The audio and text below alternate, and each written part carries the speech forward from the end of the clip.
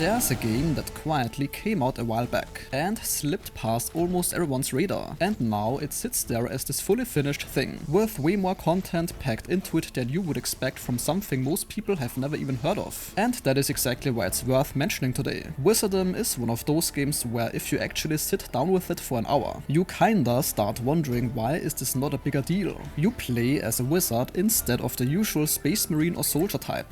And of course, instead of shotguns and rifles, you are throwing fireballs, freezing your enemies solid, and bashing skulls in with a mace. So their setup is simple. An ancient seal broke, chaos and monsters flooded the land, and you are one of the last wizards around who has to go sort it out. Their story stays in the background the whole time, and mostly exists so you have a reason to keep moving forward. And to be honest, the first thing that actually hits you is how this game looks. Everything is very boxy and flat. The walls are all straight up and down. There are no slopes or real stairs anywhere. It has that old chunky style from way back. But somehow it still manages to look genuinely nice, with proper lighting and fog and snowy mountains, and burning villages along the way. The music tends to go full orchestral too. It's pretty big and dramatic in a way that almost feels out of place, next to how simple the visuals are on a technical level. But guys, that contrast is honestly part of the charm. The levels themselves go on forever in a good way. The game is designed so you're poking around every corner, looking for secrets and treasure,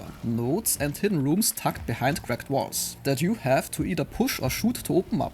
Hunting down everything in a single level can eat up 40 minutes, without you even noticing. There's a score system on top of that, old school style, and everything you grab in terms of gold gets dumped into a shop, so you can upgrade your weapons and spells between levels. So all that poking around actually feeds back into making you stronger. As for the actual combat, you start with the mace, which works for melee and can be charged up with mana for a heavier hit, alongside your magic weapons. The ice staff freezes enemies of course, and has a secondary move where you shatter every frozen enemy on the screen at once, and that one never stops feeling good to pull off. The firing does its job early on, but it actually starts falling behind once you get further in. Later you pick up stuff like a crossbow that behaves like a railgun, lightning gauntlets that, to be fair, don't really hold up, next to the rest of your arsenal, and eventually heavier stuff like a staff that flings out random chaotic projectiles. Beyond the main weapons you also get 5 separate spells. These are tied to hotkeys. This includes a shield, a damage buff, something that drains life from enemies, and a berserk mode that doubles your damage, and refills as you keep killing things. There's a proper wheel now for picking between all your weapons, and items as well, so thankfully you're not stuck digging through number keys mid-fight. The campaign breaks into 3 big chapters, and each one wraps up with a boss fight, with a connecting stretch in the middle. There are vehicle sections scattered in there too, boats and minecarts. This stuff is a little rough around the edges, but fun to mess around with. Some levels even hide entire bonus areas, with no enemies at all, just a calm room packed with treasure, if you manage to find the right hidden switch. If you crank up the difficulty, then the enemies start hitting noticeably harder, and showing up in much bigger groups, and the game keeps tossing new enemy types your way, so things stay pretty fresh, even though the core combat doesn't shift all that much. And that's honestly the one part that can start to wear on you during a long session. The core combat doesn't change a ton from level to level, so several hours in, fights can start feeling a bit familiar rather than surprising,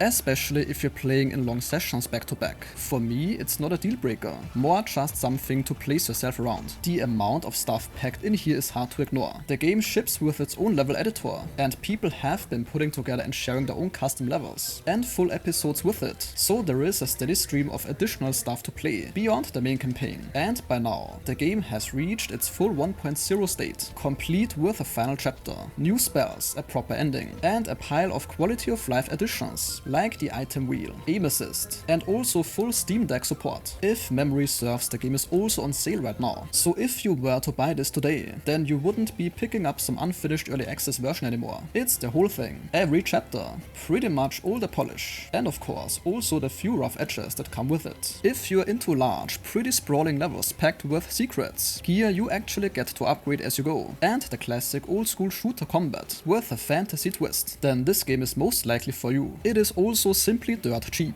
and worth every single penny in my opinion.